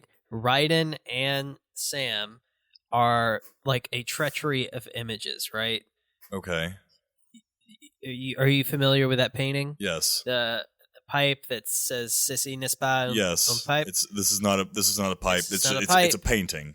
Yeah. So like you look at Raiden in Metal Gear Solid 2, not Cyborg Raiden, but Metal Gear Solid 2 Raiden and Sam. It's like these are not people. These are characters. These are video game characters. See, I have to disagree with you, though, because even though, yes, Raiden was supposed to be a blank slate, a proxy for us, he still had his own agency and motivations within the game. Sure, and so does Sam. Are you saying that like Sam is just a surrealist like point of view that we need to like take on then? Oh yeah, Sam is who we wish to see ourselves as. Like Sam is the character that we wish we were. It's just like in The Walking Dead, Norman Reedus is like the most popular character everybody wants to be. Because he's a blank slate. He's the blank slate, but he's also a hero, and he does heroic things, and he has like good morals, and he's a good person. So I'm not looking for if not a flawed. I'm not looking for Iron Fist levels of like, I'm the mighty Iron Fist, I'm the fucking savior of the universe, but fucking be like, okay, I understand what I'm doing, and I'm okay with doing this once in a while, instead of just, I don't give a shit about America every time he opens his fucking mouth. That's where my issue comes with him. Well, like even looking at it, like if we're pulling it back from what Chris is talking about, even looking at it from like a surface level, like the whole, like literally his motivation is the fact that he's going to rescue Amelie, and he's doing this for Amelie, right? And that's literally the motivation throughout the entire game. That's why he's doing it. Like he's like, fuck America, but like not Amelie, because it's Amelie. Like that's his motivation. Like he has a motivation. I think he is more of a blank slate than Raiden is in 2, but he is still in a similar vein to Raiden. I'm gonna put all the cards on the table real quick. Totally forgot about the whole rescuing Amelie subplot. Right. That's the thing. I was just about to say is like Sam is exactly right. He's 100% right. Is that Sam's motivation is to rescue Amelie. We don't know shit about Amelie. Why do I care about Amelie? Why should I care about Amelie? At least with Metal Gear, the motivation I cared about. I wanted to either prevent or go get. I don't know anything about Amelie, and then everything that I know about Amelie as I learn, I either A, distrust, or B, begin to dislike more. And yes, Sam, we're still doing that thing. I'm fully aware of what I'm saying right now. I understand. I get that. That doesn't change the fact that that's the motivation. I know, but I'm not saying that doesn't change the motivation. But what I'm saying is that the motivation isn't good. I think now Cole's looping back to our initial answers of just we prefer the snakes to Sam. I do, 100%. Yeah. I think we've reached an impasse.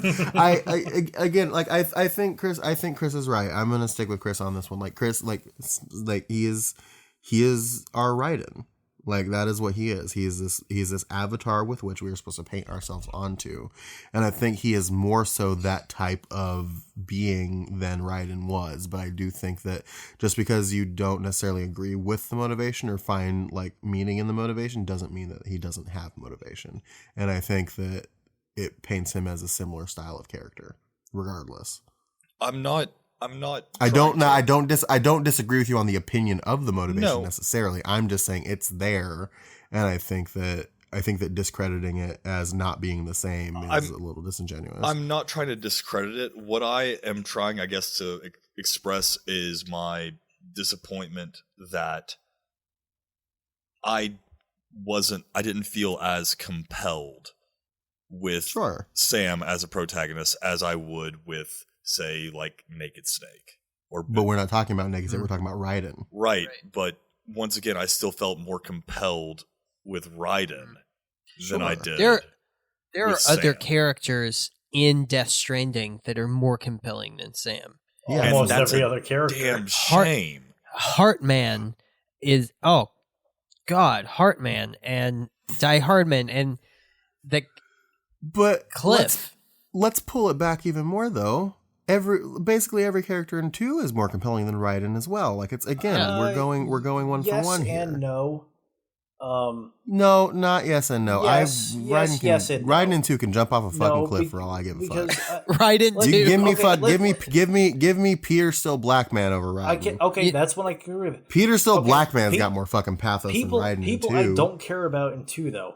Ames, Fat Man, fucking. What's the other one? Shit. Well, those 2 I could definitely say right now. I'm trying to go through the fucking catalog. I just played through the fucking game too. Yeah. Okay, it's not Solidus. It's not Snake. Fucking, it's not Otacon. It's not Olga. Sergei Glukovic. It's the fucking Marine Commandant. Fortune. It's not Vamp. All of these characters are way more compelling than Raiden. Yeah, but there's also plenty of characters, and some of them are throwaway characters that are a lot. No, I wouldn't call plenty either. Like they're like I'll give you Fat Man and Ames and but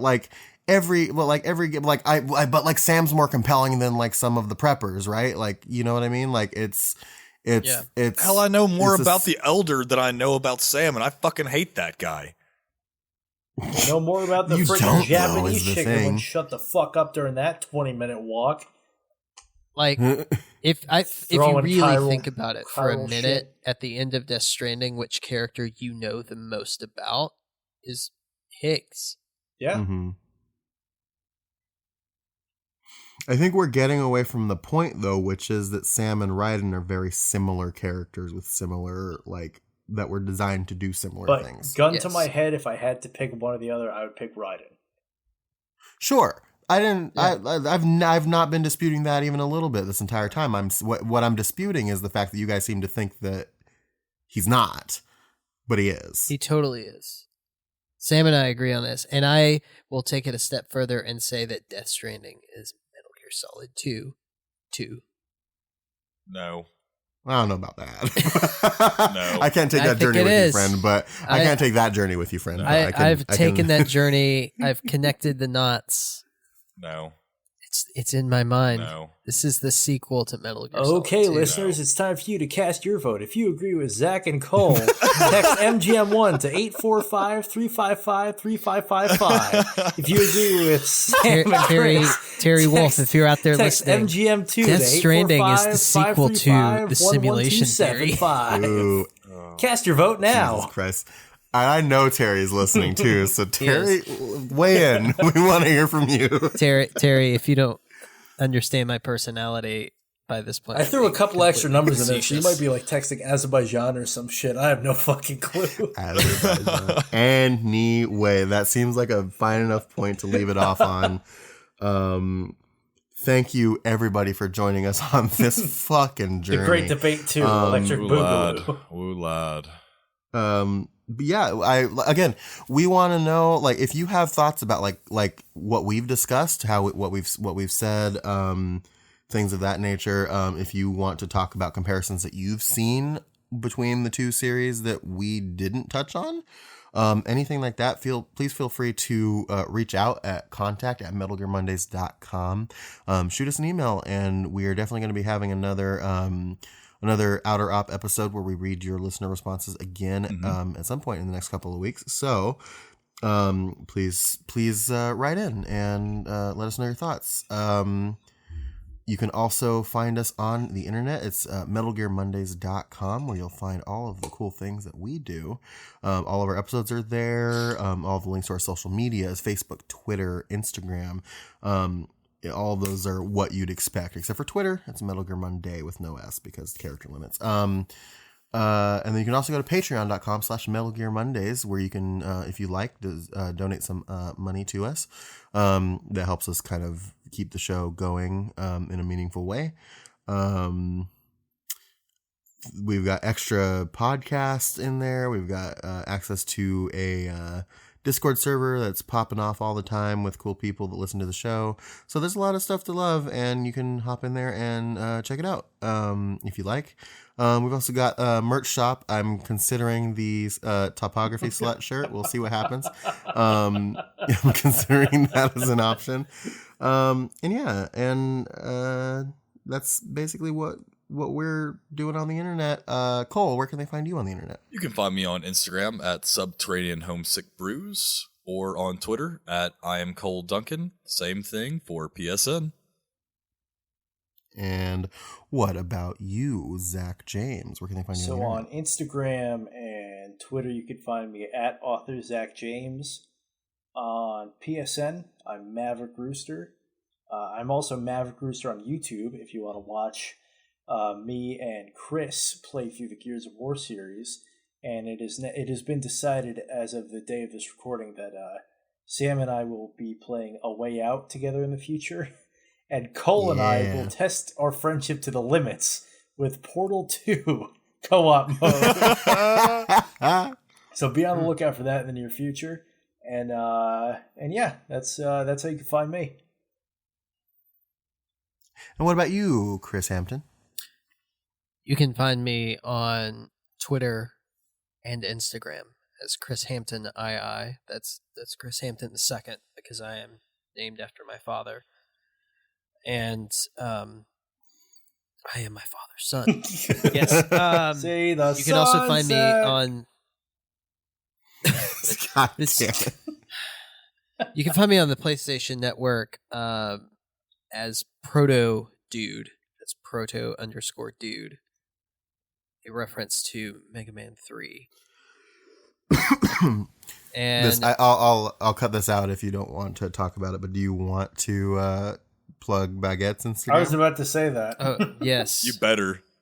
I have a Instagram for my dog, who is a rescue dog from Puerto Rico, who's a street dog in the hurricane and has a little PTSD. But his name is Baguette, and you can see why he is named Baguette at his Instagram, which is Mon Chien Baguette. That's French for my dog, Baguette. Because I am insufferable and extra. Oh, je t'aime, Bobby. Je t'aime. Au revoir. And you can find me on the internet at Sanjul. That's Twitter, SANJUUL. You can also look me up on YouTube, bit.ly/Sam does a thing. You can find me on PSN at Deadpool Alpha. And on that note, anybody have anything left they'd like to say before we do our little outro thingy that we do typically? Yes. If you want to discuss something on Discord with us, particularly me, because I have most of the fucking notifications muted, either at me directly or just do like at Zach James in the main chat, because if not, it'll get lost in the sauce and I'll never see it. And then I don't want you guys to go like, oh, Zach's a dick, he never responds. Like, I try to, but that shit. I do just for my sanity. When I'm at work and stuff like that, I do have to mute the Discord, but I do still have, like Zach said, at direct mentions. Coming at me, and I do periodically go in and look it's because during the day. I can't have my phone at work, and I work on a government computer, so it's not like I can have the Discord app on there.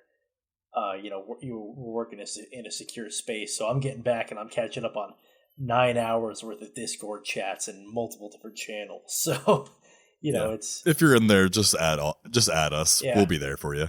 Yeah, we'll be there. And on that note, what do we fucking do for this outro? Because it's about Death Stranding, but it's also about Metal Gear. So we're gonna take it. We're gonna take the outro. Okay. We're gonna put it in a box, just a box. Okay. Just a box. And we're gonna put it on our back. Okay. And then I'm gonna fucking stumble down a mountain and watch it blast off my back at fucking 600 miles an hour. Land on one of Chris's roads. And get eaten by a fucking catcher. Well, I think the thing was, after all this happened, I picked it up and I tried to use my repair container spray on it, and it didn't work because it wasn't a container. It was just a box. Just a box. Then we're decided. It's just a box. Guys, you did that. Guys, listen. No, listen. You guys do that really good. It's like we have a connection or something. Oh, for fuck's sake! I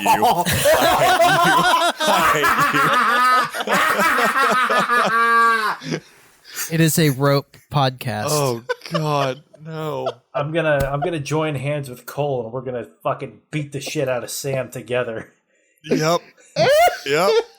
Like Mario and Princess Peach. Mario and Princess Peach. Okay. Princess Peach. Bye. See ya. Fuck. Later. Just a box.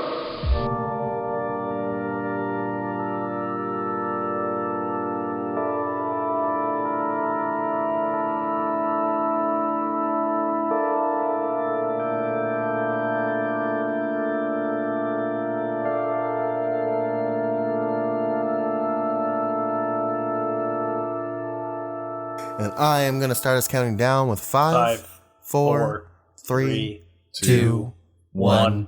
Mark. I almost forgot to count. How the fuck did you almost forget to count? Because I haven't done this in a minute. I was like, why is he counting us out? We did this last week. I know. I'm still. I got to get back in the groove. My audition is fucking moving at Mach speed again. Because it's like minimized again. Because it only does it sometimes. I don't know why it does this. Yeah, fuck it. We're doing it live, baby.